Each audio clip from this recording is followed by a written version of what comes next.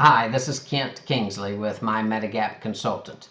Thank you for continuing to watch my video series regarding Medicare, and today I want to go over why Plan G is the better option for you. I'm sure your mailbox has continued to blow up with all the different advertisements from all the different carriers.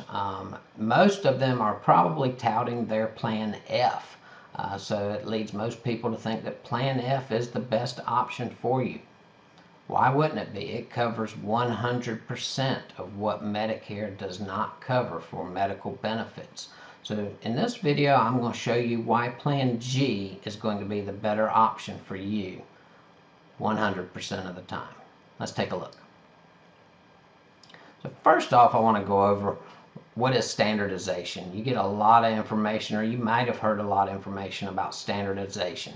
Well, let's take a look at what that means. I want to look at the choosing a Medigap policy that's put out by CMS every year. If you look at page 9, and here I'm going to blow that page up for you a little bit just because I want you to see one very important thing about what it says about standardization.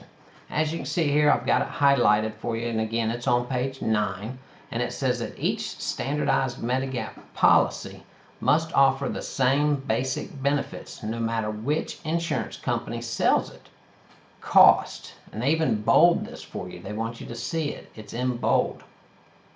Cost is usually the only difference between Medigap policies with the same letter sold by different insurance companies. So simply what that's saying is that Plan F with ABC Company is the exact same as Plan F with XYZ Company. There is no difference because, again, they're all standardized. So when you're comparing plans on your Medicare supplement options, you want to make sure that you're comparing plan for plan. In other words, Plan F versus Plan F when you're looking at rates and then the carriers as well with that.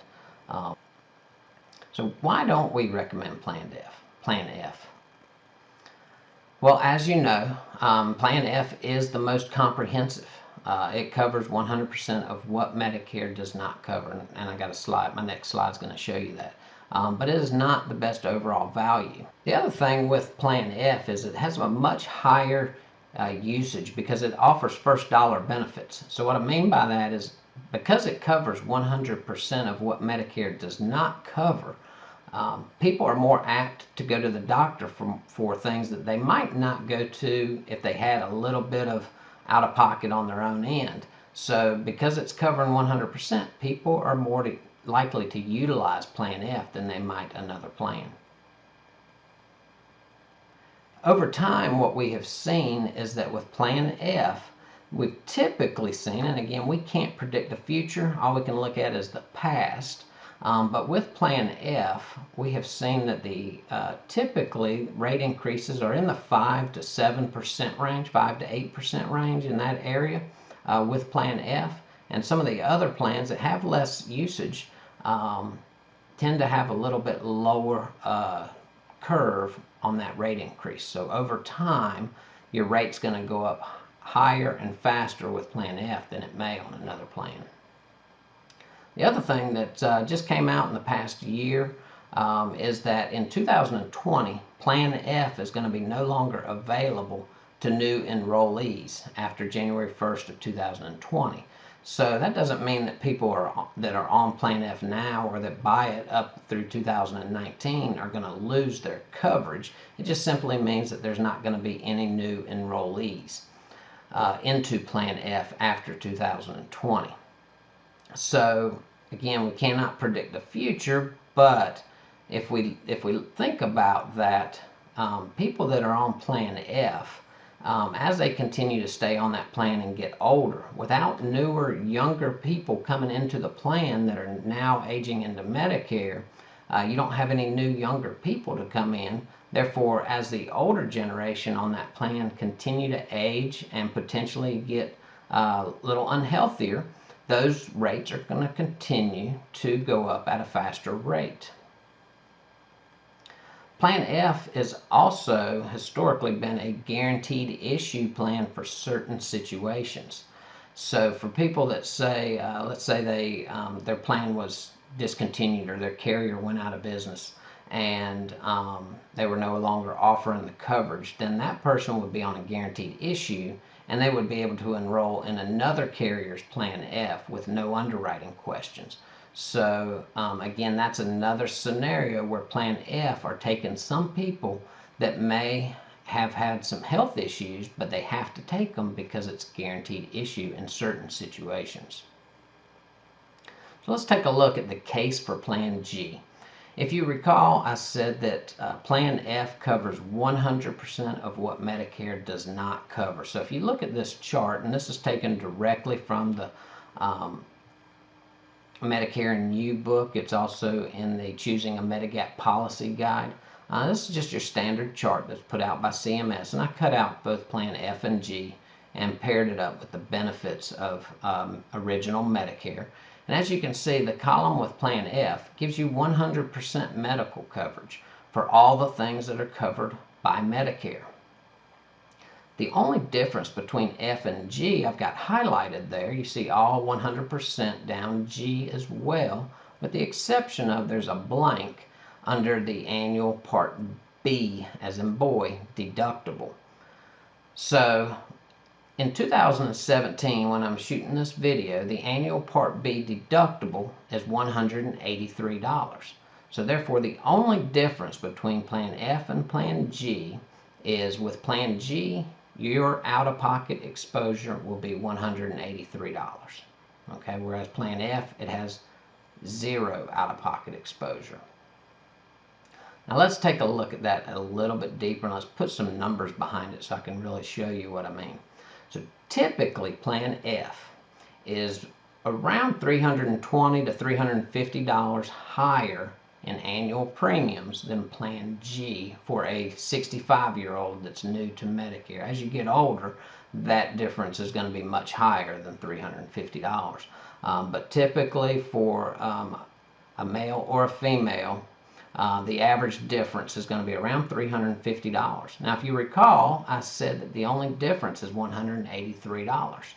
So in this instance, you're either going to save $350 in premiums, or if you did max out your Part B deductible of $183, you're still going to save almost $170 per year in premiums that first year. So worst case scenario is you save $170. Best case scenario is you never go to the doctor and you save $350. So it really doesn't make any sense to purchase Plan F, especially with what we went over on the last slide, and then once you put numbers behind it. So Plan G is a win-win situation. I'm going to dive a little bit deeper into those same type of numbers that we just looked at, and I'm going to go through this pretty quickly. Here you can see a male, age 65. Now these rates are for North Carolina. They could be different if you're watching this from another state, but the concept is going to be the same in both these scenarios. And in this instance, we're going to say that this person has a great year and they never go to the doctor. Okay, so you can see here the difference in the lowest priced Plan F and the lowest priced Plan G that is available at the time of this recording, which is a monthly difference of $26.26. So again, here in this scenario, this is an average annual savings of $315.12. That's money that stays in your pocket. Now let's look at the same scenario, and now this is for your wife, and she didn't have a very good year. Maybe she had to go to the orthopedist a few times and had a couple outpatient visits where she did utilize the plan and she did max out her $183. So again, the two lowest price Plan F and Plan G's that are out there still comes up with a $26 monthly difference, which is again $315 annually. But this time she maxed out that Part B deductible, and she had to pay her doctors up to $183. But she still saved $132, as you can see, because her premium savings offset having that $183. Once again, this is still money that stays in your pocket and not going to the insurance company. So the benefits of choosing Plan G, again, It's a positive that it is not a guaranteed issue plan. Remember how I said Plan F, under certain situations, is a guaranteed issue plan. So some people can get into Plan F, whether they had a heart attack or they're currently on dialysis. They can get into Plan F if they are in a guaranteed situation. But the only time you can get into Plan G is during your initial enrollment period for a Medicare supplement, which is the month that your Medicare Part B started and the following 5 months. You do not have to answer underwriting questions, so you can enroll in Plan G during that 6-month window. After that 6-month window, you do have to answer underwriting questions.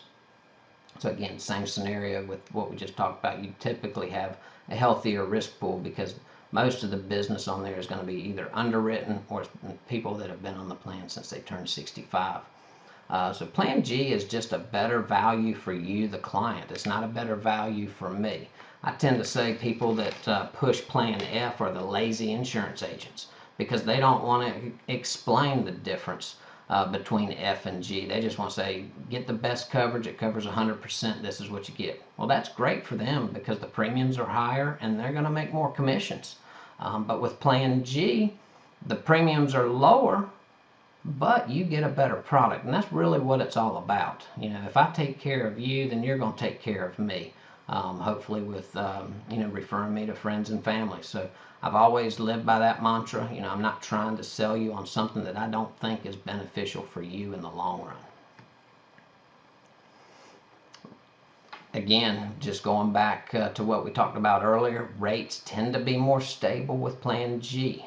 We can't predict the future, so I never want to tell anybody expect a 2% rate increase every year. You know, some years you might not have a rate increase. Other years it might be a little bit higher.